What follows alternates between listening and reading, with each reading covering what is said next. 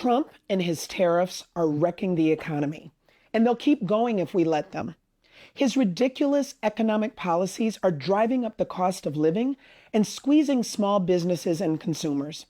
And his flip-flopping is only making things worse. That's why we, as Democrats, need to stand up, protect working families, and make life more affordable. The stakes are too high to stay silent. I'm Juliana Stratton, and you can read my plan to make your life more affordable at julianastratton.com. Groceries up 25%, housing up 45%, 1.9 million Americans living in vehicles. The American economy isn't struggling, it's collapsing. And here's the part nobody wants to say out loud. The people who cheered the loudest for tariffs, trade wars, and economic nationalism, they're the ones drowning first. Welcome to 2025, where a family of four needs $140,000 just to cover basics, where Gen Z graduates with degrees and can't afford rent, where van life isn't adventure, it's survival. This isn't about politics, it's about math, cold, brutal economic reality. And today, we're watching the bill come due. Welcome back to Mind Mirror. Let's break down what's really happening and who's paying the price. Something is breaking in America, folks, and it's not subtle anymore. Groceries are up 25% since 2020. Housing up 45%. Rent declared unaffordable in 98% of U.S. counties. People aren't downsizing, they're being priced out of existence. Right now, over 1.9 million Americans live in vehicles. That number has tripled since 2018, and it's climbing fast. Not because people want adventure, but because the system stopped working for them. Everyone feels it. The pressure, the squeeze, the quiet collapse in slow motion. But here's the part they don't want to talk about. Nomad life is no longer an alternative lifestyle. It's becoming a survival strategy and a movement. Every single day, thousands more join the road. Not homeless, systemless, not lost, unplugged. If you feel like society is cracking, you're not alone. This is the transition era, and you are watching a new America being built on wheels. 1.9 million people living in cars. That number tripled since 2018. This isn't a trend, it's an economic crisis dressed up as a lifestyle choice. These aren't influencers chasing sunsets. These are full-time workers who got priced out. People making $40K, $50K a year who can't afford a studio apartment anymore. And the response? Work harder. Budget better. Brother, the math doesn't work. When rent takes 60% of your paycheck before you buy food, it's not a budgeting problem. It's a system problem. This vehicular homelessness isn't random. It's the direct result of specific policy choices, wage stagnation, housing financialization, gutted safety nets. These people aren't failing. They're being failed. We're still struggling even when we have our money coming through. We had to suffer going almost a week with no food. I mean, food prices are up, but I think gas is down, coming down. I think things are getting a lot better. The economy's down the tubes. Healthcare is awful. Prescriptions are terrible. Groceries are off the charts. And I think the only way we're going to do better is if he gets out and somebody else gets in. We're still struggling even when we have our money coming through. We had to suffer going almost a week with no food. I mean, food prices are up, but I think gas is down, coming down. I think things are getting a lot better. The economy's down the tubes. Healthcare is awful. Prescriptions are terrible. Groceries are off the charts. And I think the only way we're going to do better is if he gets out and somebody else gets in. Gen Z can't afford to move out of their childhood bedrooms. And this is not theoretical. This is now the Wall Street Journal reporting on this. And it's being echoed in my comments like this one. I love being 26 years old, having a full-time job and a master's degree, and still living at my parents' house. Our parents built their lives in an economy where one job and one mortgage could secure a home. Now, Gen Z graduates at the top of their class are sending out hundreds of job applications, getting a full-time job, and still are not able to make enough to move out of their parents' house. Because rent, unexpected expenses, and healthcare costs are draining every cent from paychecks before the next month even starts. Even the parents are reporting the same thing to the Wall Street Journal. There is no way that she could afford to move out. Housing costs are skyrocketing. Healthcare is a financial trap. Entry-level jobs are demanding years of experience, and wages are just not keeping pace. So from a very honest perspective, young adults are not failing, but the system is definitely failing them. Master's degree, full-time job, still living with parents at 26. That's not failure. That's economic mathematics. In 1980, a house cost 3 times your salary. Today, nearly 8 times. Wages adjusted for inflation barely moved. So when boomers say, I bought a house at 23 working part-time, yeah, because a burger flipping job actually paid for housing back then. Now, you can have 2 degrees and still can't afford a 1-bedroom. This generation isn't lazy. The ladder got pulled up before they could climb it. Did you know that there's a new study that measures the poverty line in the U.S. right now for a family of 4 is closer to $140,000? If you look online, the government talks about the poverty line at being closer to $32,000, but that's for starvation, right? So they haven't accounted for the increase in food, the increase in housing, the increase in childcare, and the increase in healthcare. So this new research is like the new poverty line, not starvation line, which is the $32,000, but the new poverty line for a family of 4 is closer to $140,000. So in case you're stressed this holiday season and you think it's because you're like anxious or managing too many things at work, I want you to consider if you're actually experiencing the very natural and normal circumstances of living within a system that is toxic as fuck. You're not stressed this holiday season. You're human. Finally, someone said it. You're not broken. The system is. People are being gaslit into thinking their stress is a personal problem. Just meditate more. Budget better. Work on your mindset. Meanwhile, rent takes half your income. One medical emergency could bankrupt you. Childcare costs more than college tuition used to. This isn't anxiety. This is a rational response to an irrational system. The pressure isn't in your head, it's in your bank account. And no amount of positive thinking fixes that. All right, let's talk money, y'all. So the investor and portfolio manager, Mike Green, came out last week and basically said that the economic data that the United States government puts out in regards to what the poverty line is false and it needs to be updated. I forget what the exact number was, but I think the United States government has the poverty line somewhere between like $38,000 and $45,000 a year, right, for a family of 4. And Mike Green was basically saying, nah, y'all gotta update that. This is crazy. Like, I know I've been making money and millions on millions and I'm this big portfolio manager and my kids and my wife and everything is good. But like, when I looked at this data, I was like, nah, this can't be right. So he put out his economic data and said that the real math or cost of survival for a family of 4 in the United States is $140,000 a year. And I said, Mike, it definitely is higher than $45,000 for a family of 4, but 140, you might be pushing it. And then I saw the breakdown. Let's go over this breakdown, and I'm gonna compare it to myself, who lives a modest life in Connecticut, right? And show you how realistic what this dude is saying is real. And why is the government hiring this from us, right? So childcare, $32,000 a year. $32,700 a year is roughly $2,700 a month, right? We are blessed. We have a 14-year-old and an 8-year-old, so we don't have daycare costs. We got just general costs of raising children and after school activities and sports and things of that nature. But we don't have that bill.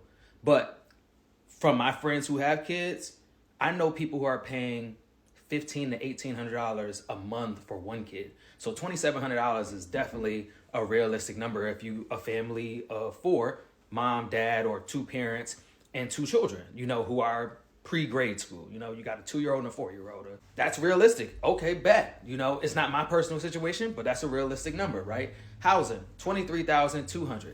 That is roughly $1,900 a month.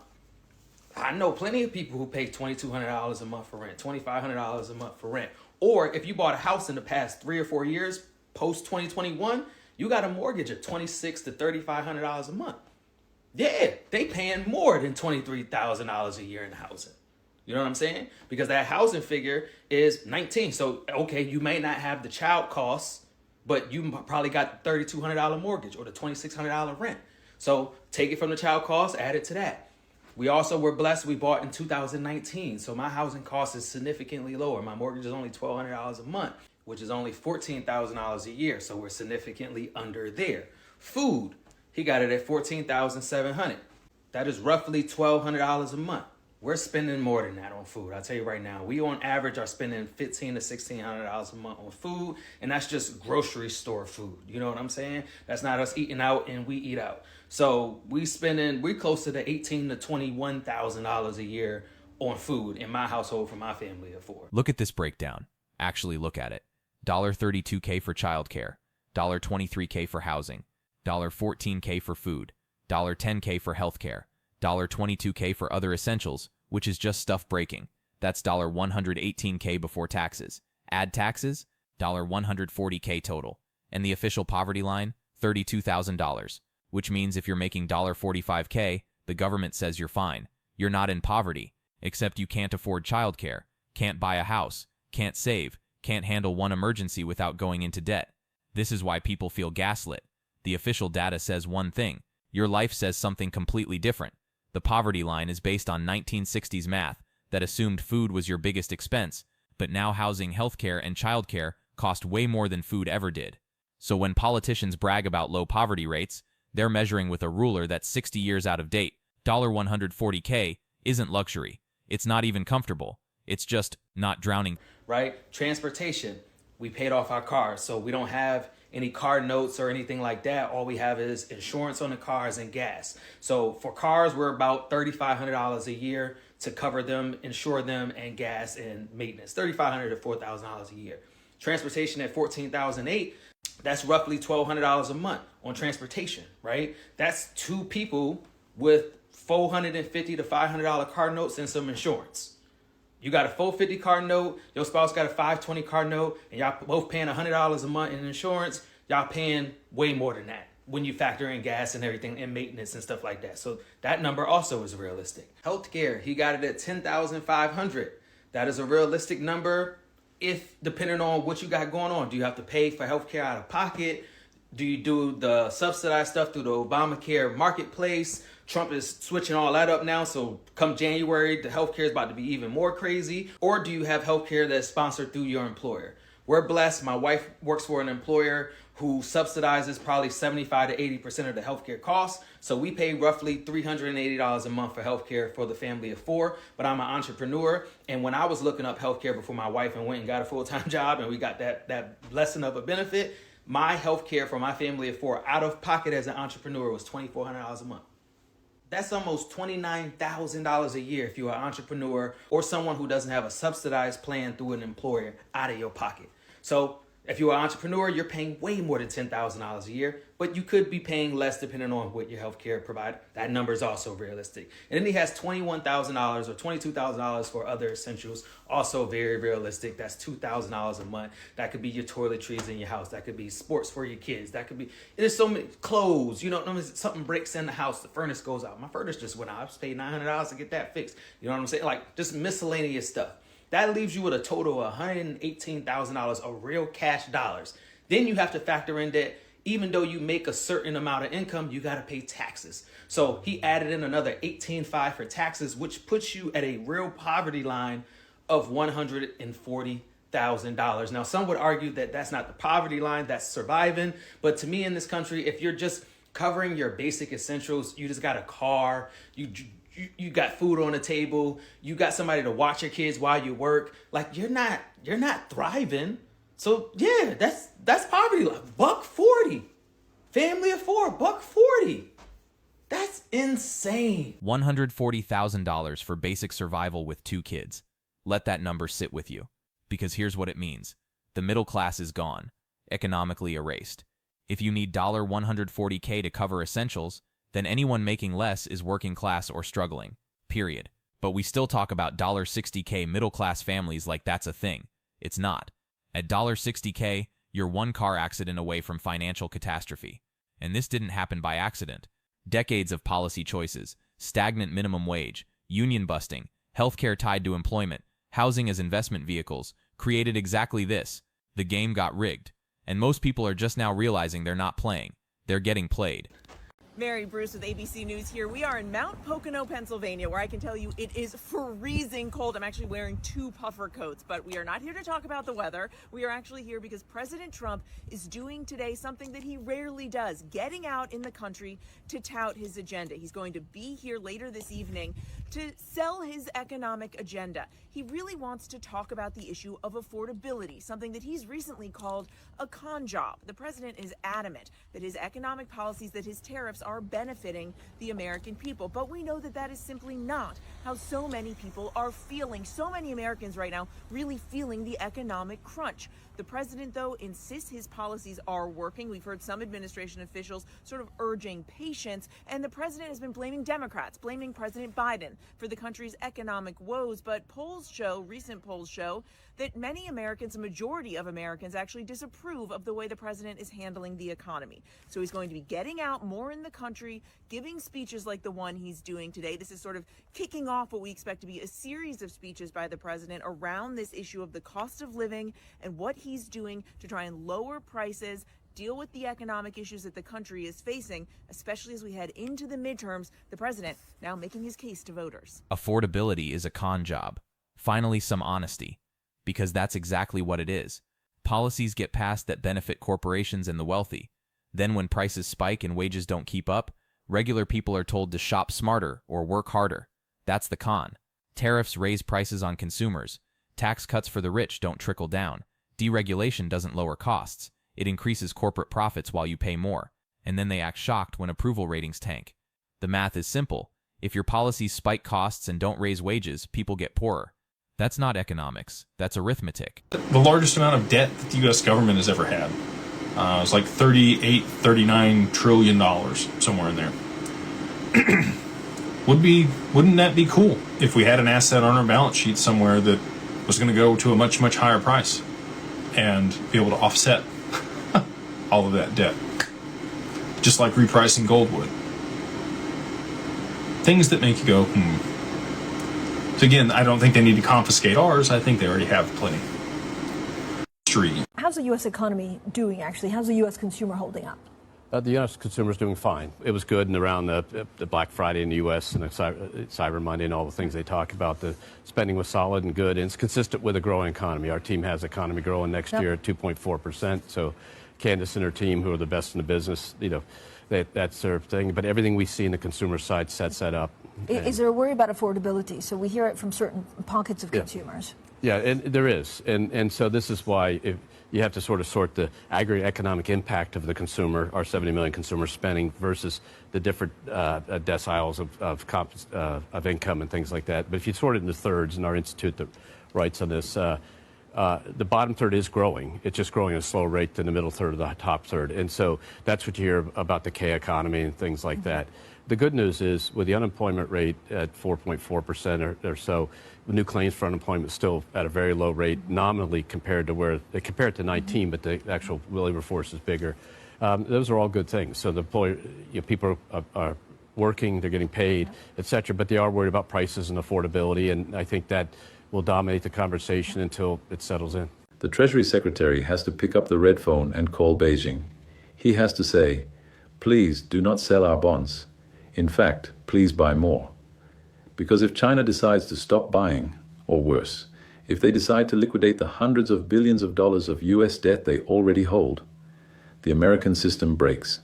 Interest rates in the U.S. would explode overnight. Mortgage rates would hit 10, 12, 15%. The stock market, which is addicted to cheap money, would collapse.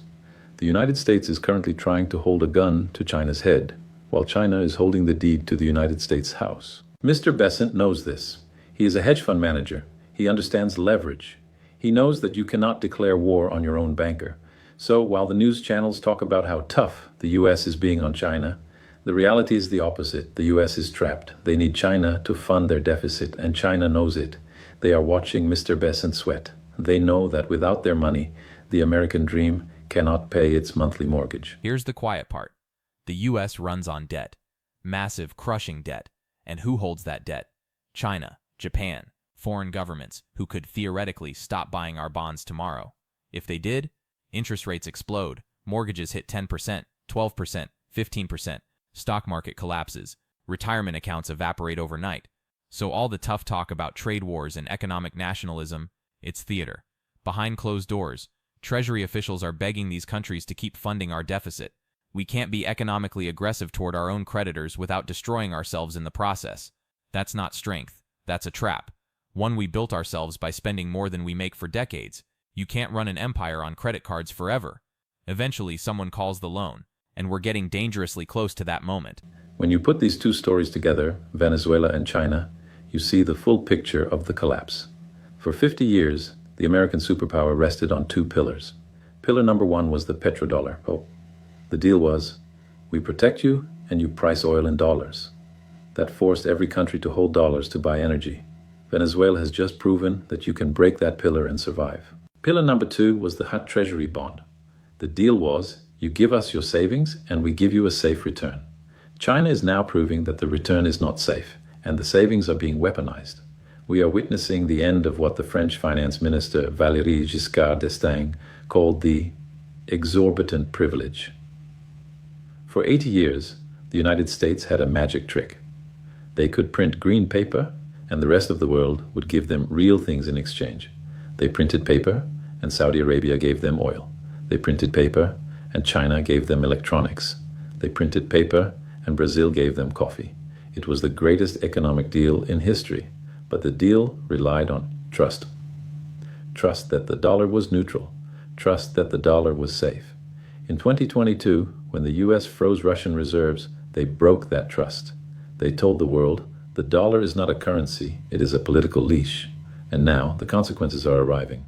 While Washington runs around trying to put out these fires, the BRICS nations are simply building a new plumbing system. We are seeing a massive shift to the bilateral trade. Brazil is selling food to China in yuan. India is buying oil from Russia in rupees. We are settling our trades without touching the US banking system. The R5 project, real, ruble, rupee, renminbi, rand, is moving from a theory to a necessity. We are not trying to destroy the dollar. The United States is doing a fine job of that by itself. We are simply building a lifeboat. The United States is entering a new phase. I call it the imperial liquidation. They are forced to make deals they hate. They have to tolerate Maduro. They have to tolerate a strong China, not because they have become nicer, but because they have become poorer. The US is not invited to the new table, and for the first time in history, they cannot afford to buy their way in. So, what happens next? The United States government will likely try to save face. They will call the New Deal with Venezuela a humanitarian gesture. They will call the begging mission to China strategic macroeconomic cooperation. But do not be fooled by the headlines. The reality is that the US economy is cornered. They have run out of leverage. When you are an empire, you dictate terms. When you are a debtor, you accept terms. And right now, Washington is accepting terms from the very people it tried to destroy. This is what imperial decline looks like. You go from dictating terms to accepting them. For decades, the US could tell countries, use dollars or else. And it worked because everyone needed dollars for oil, for trade, for reserves. But then we weaponized it, froze assets, threatened sanctions for anyone who didn't comply. And countries realized, if the dollar can be weaponized against one nation today, it can be weaponized against anyone tomorrow. So they started building alternatives, BRICS currencies, bilateral trade in yuan and rupees, oil contracts that bypass dollars entirely, not because they hate us, because they can't trust us. And now, we're making deals with countries we tried to destroy, because we need them more than they need us. That's not strategy. That's desperation dressed in a suit. The United States will eventually have to make a choice between two devastations. They can either default us on their debt, tell the world we cannot pay, which would bankrupt the global financial system instantly, or they can inflate their way out. They can print the money they cannot borrow. They can devalue the dollar to make their massive debt pile seem smaller. History tells us they will choose inflation. It is the politician's way out. It is the slow death. For you, the regular citizen, whether you are watching this in America, in Europe, or in Brazil, this means the price of saving the American empire will be paid by your savings. Your groceries will get more expensive. Your energy bills will rise. This is the tax of the falling hegemon. But there is an alternative. The world is not ending. It is just changing management. The rise of the multipolar world, led by the BRICS, is not a threat to be feared. It is a return to balance. It is a return to sanity. It is a return to an economy based on real resources, not weaponized paper. The unthinkable deals you saw in the news this week are just the beginning. The era of the dollar is closing. The era of the real economy is beginning. My advice to you is simple. Do not listen to what the US politicians say. Watch who they are shaking hands with, because while they talk about strength, they are shaking hands with the people who hold their debt and their oil. The transition has already happened. The world just hasn't realized it yet. The transition already happened. We're just living in the denial phase. Dollar dominance, fading. Petrodollar, dead.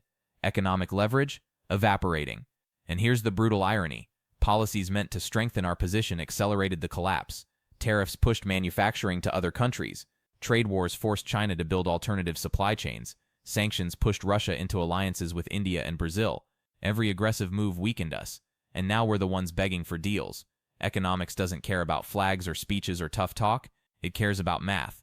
And the math says when you weaponize your currency, alienate your partners, and start fights you can't win, you lose. The era isn't ending because of external enemies. It's ending because we shot ourselves. Repeatedly.